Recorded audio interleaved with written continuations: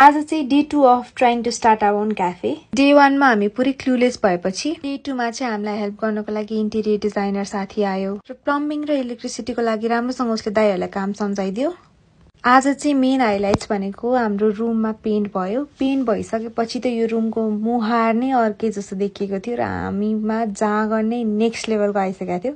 Day 2 मा चाहिँ हामीलाई टिकटककै थ्रुबाट धेरै मान्छेले चिन्नु भयो, भेट्न पनि आउनु भयो, कतिजनाले हेल्प अफर गर्नुभयो। एकदमै धेरै खुसी लाग्यो। अनि हामी यही रुमको बाहिर बसेर आफ्नो पढाइको कामहरू पनि म्यानेज गर्न खोजिरहेको थियौँ, तर एट द एन्ड डिस्ट्र्याक्टेड भएर गीत गाउन थाल्यौँ।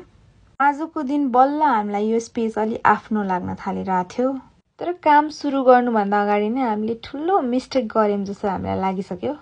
हामीले आत्तिएर हतार गरेर सुरुमै वाल पेन्टबाट काम सुरु गर्यौँ।